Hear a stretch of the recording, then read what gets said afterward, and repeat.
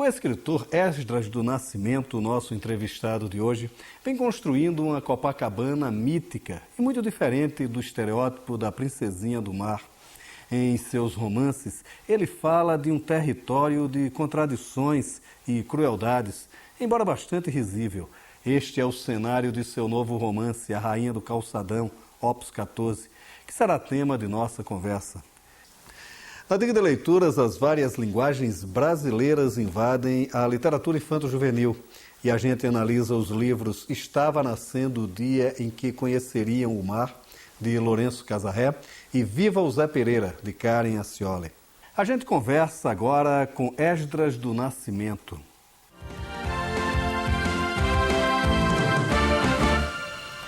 Esdras, bom, você está lançando um novo romance, o 14º romance, que a gente pode acompanhar agora pelo Opus, né?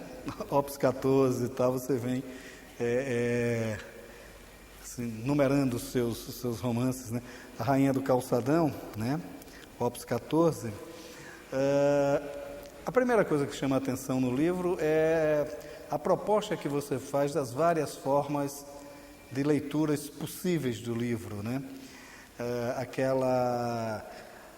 A possibilidade de se começar, de ter outros mapas de leituras além do tradicional, né? Se bem que eu fui pelo tradicional mesmo, né?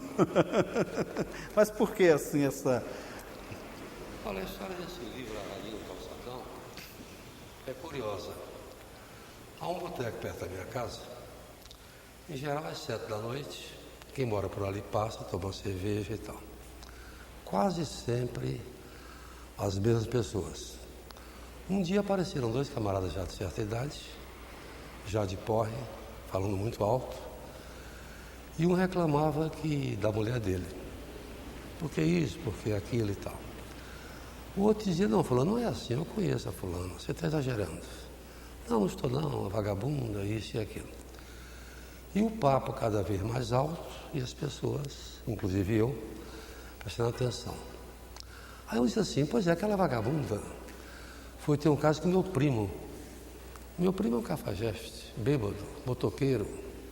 E o outro disse, não, mas calma, você está enganado, isso é intriga e tal. Eu disse, não é intriga, é verdade. Então o outro falou assim, olha, eu estava pensando aqui, eu acho que o culpado é você. Então ele levantou e aos berros assim, culpado como? Culpado coisa nenhuma e tal. Você é culpado sim, porque mulher só trai quando não está satisfeita. Aí o cara ficou em pé e berrava, dizia assim, a partir de agora todo mundo aqui é corno. Aí o bar parou para o que estava acontecendo.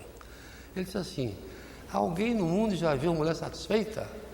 Rapaz, o bar inteiro foi discutir se haveria ou não uma mulher satisfeita. É o casal, conversava, o garçom, aí os caras foram embora embaixo de palmas, né? E a discussão rolou o resto da noite. Bom, aquilo eu assisti, fiquei lá, e tempo depois me veio a cabeça assim, uma mulher satisfeita, como é que é isso? Então eu trabalho habitualmente com um grupo de personagens. Quanto à história, não me interessa. Meu personagem basicamente é o grupo. E A Rainha do Calçadão, Opus 14, é mais uma tentativa nesse sentido.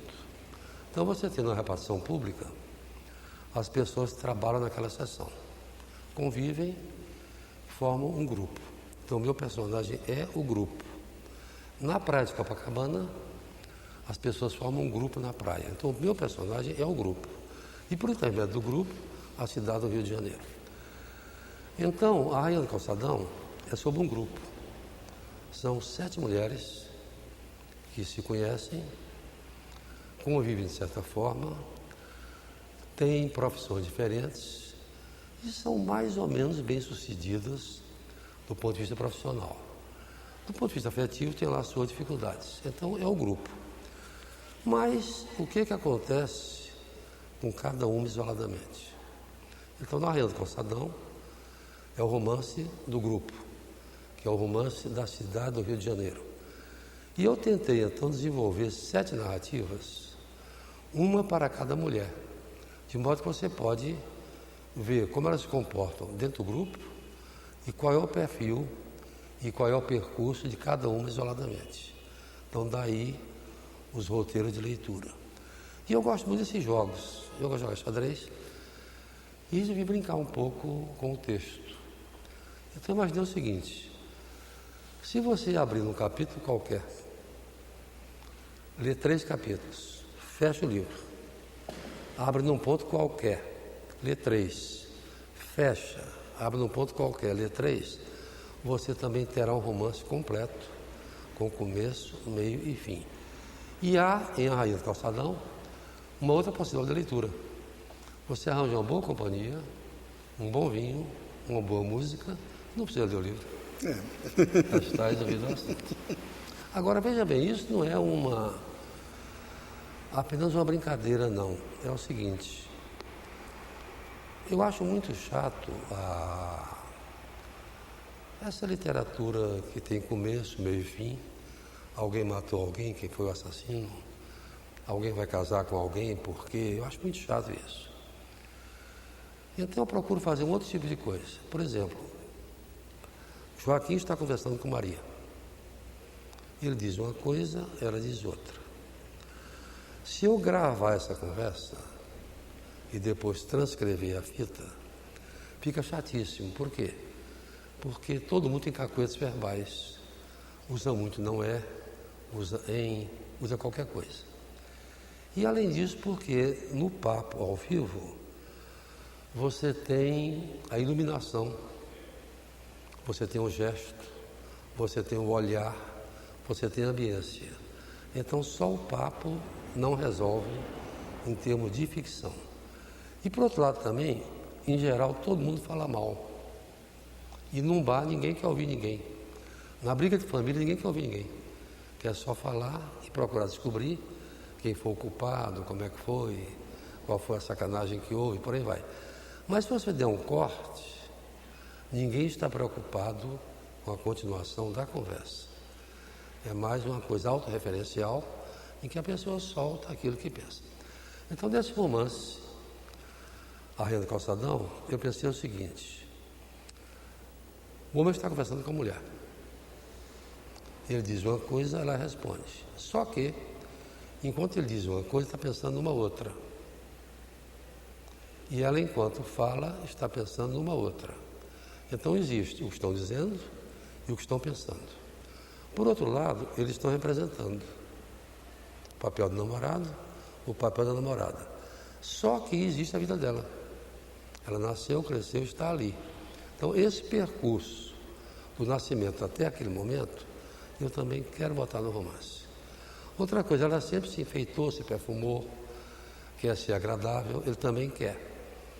Então, ela representa um papel, ela é uma persona, e ele também. Então, ao invés de 2 pessoas falando, nós temos habitualmente 8, 10, 15, 20 pessoas. E eu procuro botar tudo isso no romance e num só parágrafo. Então eu misturo a ação, o que as pessoas estão dizendo, o que as pessoas estão pensando, o que pretendem fazer, o que fizeram e o perfil de cada um até aquele momento, tudo isso num parágrafo só. Alguém pode dizer, é pura frescura, talvez seja, mas acontece que de fato as pessoas são múltiplas, são um mistério, e a literatura é uma tentativa de iluminar um pouco esse mistério. Agora, como é que fica o resultado todo?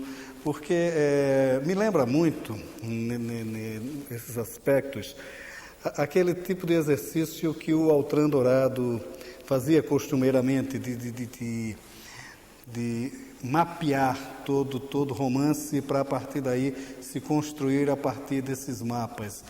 Como é que é o seu processo de criação a partir daí? Aí ocorre o seguinte: o Altran, ele tem uma cabeça muito organizada e quando ele, até onde eu entendi, se ele começar a escrever um romance hoje, ele diria, meu romance vai ter 364 páginas, vai ter 18 capítulos, eu vou começar a escrever pelo capítulo 15 e depois escrevo o capítulo 2 e depois o capítulo 4 e dava tudo certo, porque ele na cabeça organizava todo o romance, organizava a narrativa e tinha um domínio absoluto da técnica literária, o que não é o meu caso e nem a minha curiosidade.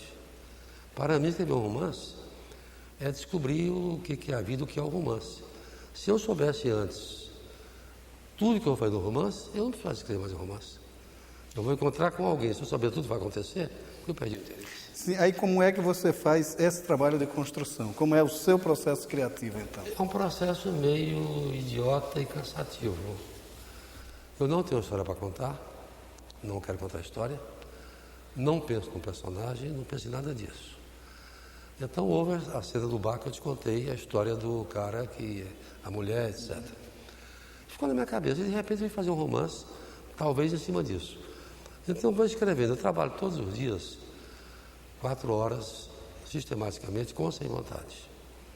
Eu tenho a tarimba de jornal, sentou para escrever, escreve. Fica bom, não ficou, reescreve. Então eu vou escrevendo. Quando eu chego à página 200 ou 300, é que eu então penso, leio o que está ali dentro. E ali eu posso ou não tirar um romance daquele texto. Então, se eu puder, eu deixo de lado e recomeço tudo.